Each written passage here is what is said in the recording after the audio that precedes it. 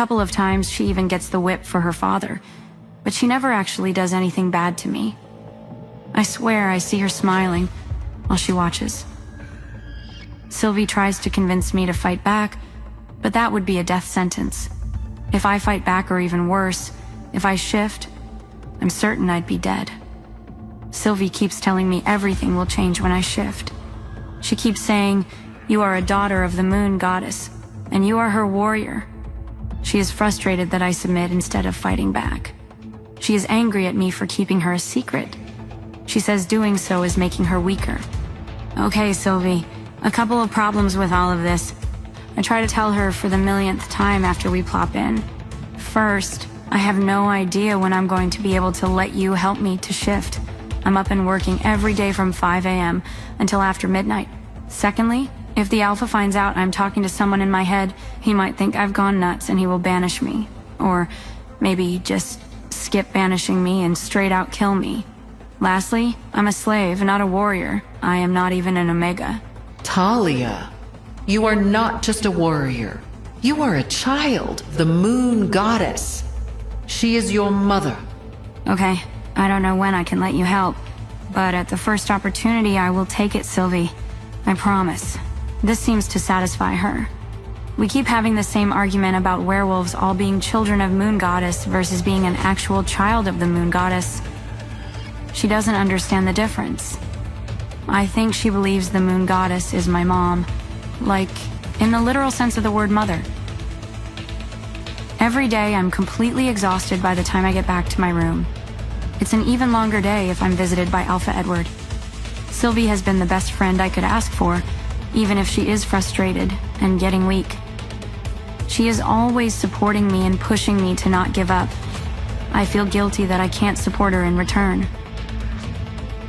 One day, Alpha Edward's personal Omega comes running up to me while I'm making lunch and tells me the Alpha wants to see me in his office right away.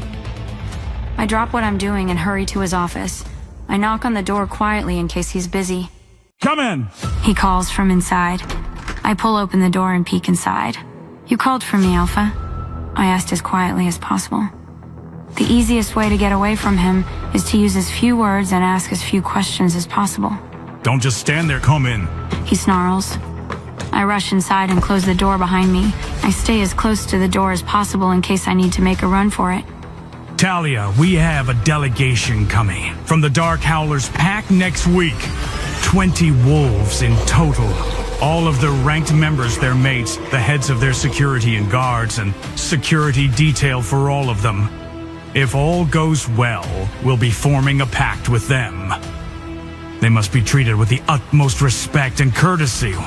Bring lunches to the conference room every day and make a formal dinner every day next week. Keep their pantries stocked and stay out of the way.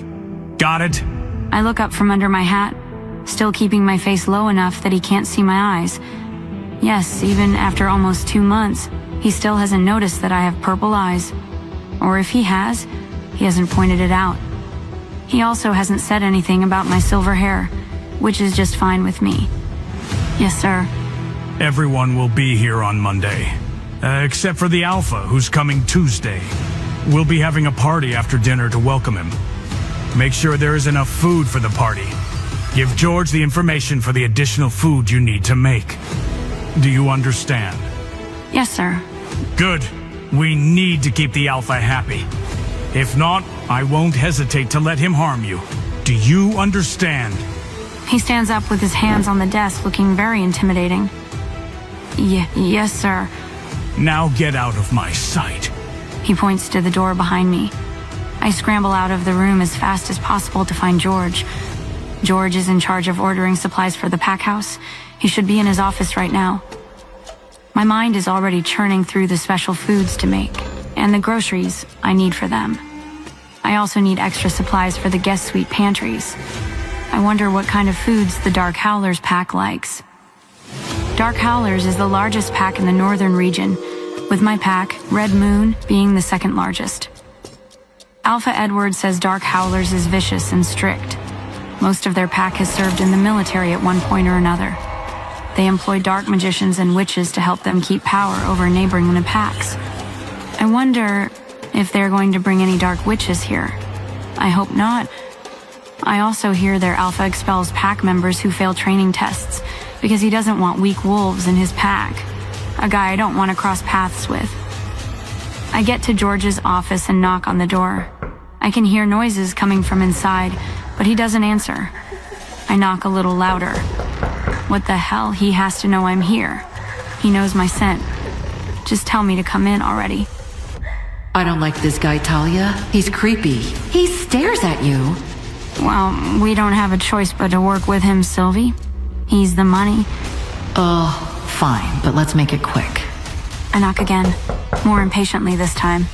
What is it? He finally growls from inside. I open the door to find there's a female wolf sitting on his desk. She hides her face in his chest. I can't see who she was, but there is no denying whose scent it is. George is not wearing any pants and he is sweating.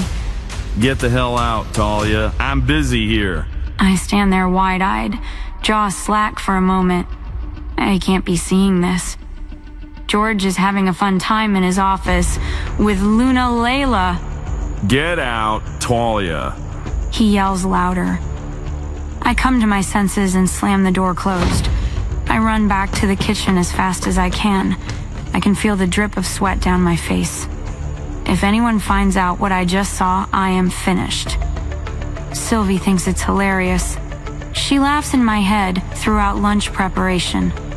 I'm just trying to erase the scene from my mind. I'm about to take the platters out to the dining room when George comes charging into the kitchen.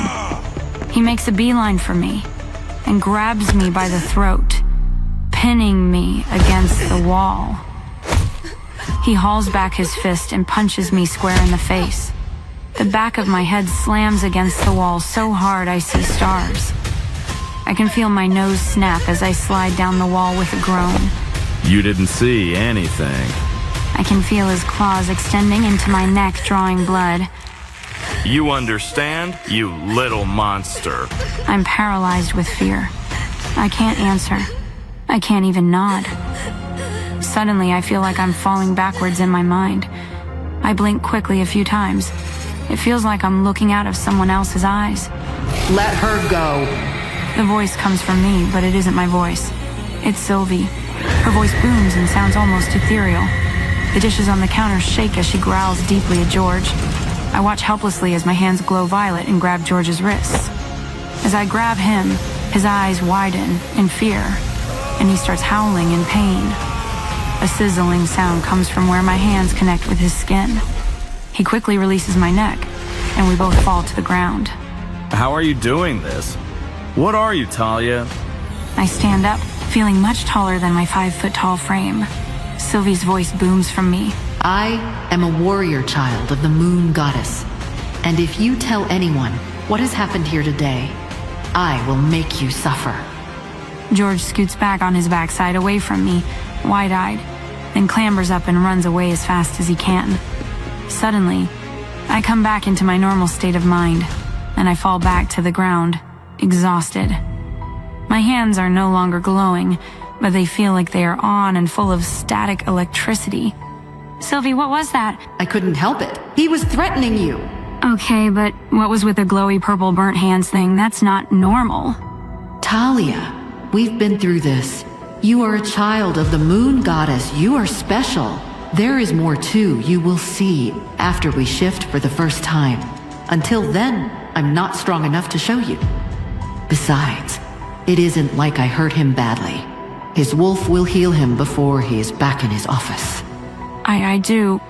Wait, you mean the moon goddess is my actual mom? Like she gave birth to me specifically? Not just like mother of all werewolves because she created us a gazillion years ago? That's what I've been saying since I came. It's not my fault you didn't believe me. I picked up a towel to wipe the stain from my nose.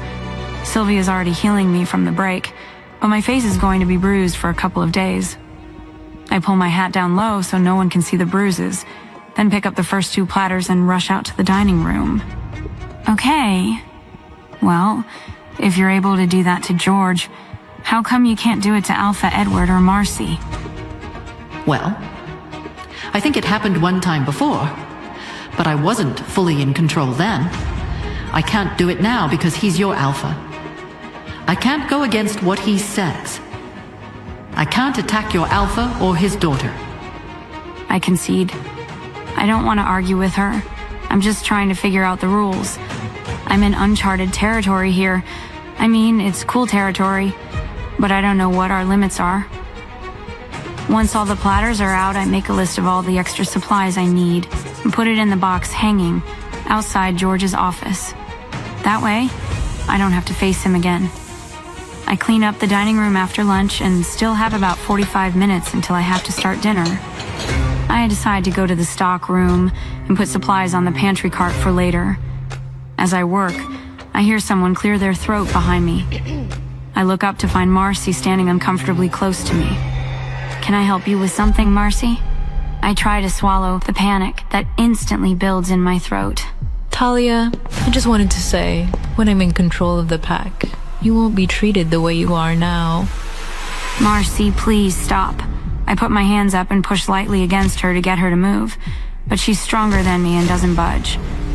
I look up at her to see an evil grin distorting her face. I see the way my dad treats you, Talia. You never complain. You just take it. She moves closer, breathing deeply until she's fully pressing herself against me. I bet you like it when he does it, don't you? What? There is no way I heard her right, did I? Marcy, I do not enjoy what your father does to me, and you're no better standing there watching him, instead of stopping him.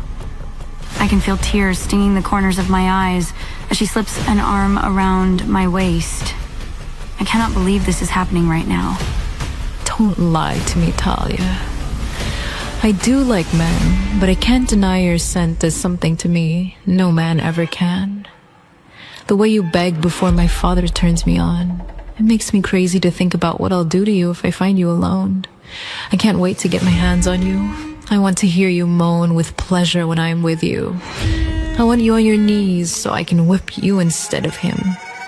I want you to be my toy, Talia, not his. We'll turn the dungeon into a playroom just for us, instead of just your bedroom. She's nuzzling against my neck right below my ear, making me cringe, but I don't have anywhere to be able to move to get away from her. I can feel her fingers pressing against me, trying to make their way between my legs. Are you insane? I push hard against her, but she's too strong. She doesn't budge. Get off of me, you sicko! This whole time she's been turned on by watching her dad torture me. What is wrong with this family? The look on her face contorts, from happy evil to disgusted. Without warning, she takes a step back. She elbows me in the back, dropping me onto the table. Then she bends over behind me and whispers in my ears, I know you want me, Talia. Don't worry, you'll be mine as soon as I convince my father to let me have you. I want to make him proud when I make you squeal in pain, but I don't think I can wait. Her voice is rough and ragged with excitement, and her hands are all over me and groping me. All I can do is sob. I'm afraid to fight back or to even say anything. Sylvie can't help me because she's the Alpha's daughter. Moon Goddess, if you're my mother, please help me, please. Save me from this. I cry in my mind as Marcy bites my ears, gropes me, and her hand runs all over me under my clothes. She pulls my leggings and underwear down, tearing them both in half with her wolf claws extended. I feel her pressing her fingers against my entrance. I know what was about to happen, and I can't take it anymore. I turn my mind off, just like her father beat me within an inch of my life. My mind cannot be present for what is happening to me. She finally gets off me and I fall to the floor. She tears the back of my shirt open and strikes with her claws on my back as if to mark me as her property. I lay on the floor of the supply room crying. Get up, Talia. I said get up. You're better than this. You will survive this. I want to leave this world, Sylvie. I can't do this anymore. I can't. You can, and you will. You will find your mate soon enough and things will change, I promise. How can you be so sure? Glowy, burning hands are not your only gift. I go back to my room to find new clothes before making dinner. The next 4 days go without incident. Unless you consider the fact that I have visited the roof several times recently, contemplating my existence. Each time I stand with my toes at the edge and stare down from the 4-story building. I can't bring myself to do anything except cry and go back to my room. I can't do it to Sylvie. I can't take her life because I want to take mine. Sunday after dinner service, I see Luna Layla in the hallway while I'm refilling pantries. She quickly approaches me and grabs me by the arm. She extends her claws into my bicep, drawing blood. Talia, if you tell anyone, and I mean anyone, what you saw in George's office, I will make you suffer, she says in a low, threatening tone. You too, lady. I'm fed up. Does she want to bully me? Okay, fine. I lift my hat and let my violet eyes look directly at her. She gasps at the unusual sight. Luna, it would be a relief, and I would welcome it. You don't know or care how I'm treated by this pack, including by your husband, your daughter, and your lover. Tears choke up my throat. I cannot take any more punishment from anyone else. I'm at my wit's end. If she takes my life right here in this hallway, it would be a relief. I'm sorry, Sylvie. I just can't do it anymore. I say to my angel as I stare down Luna Layla. She doesn't respond. She shuts our mind link and crawls into the corner of my mind. Please subscribe to the Pocket FM YouTube channel and press the bell icon for instant notification. Check out our channel for more such exciting shows.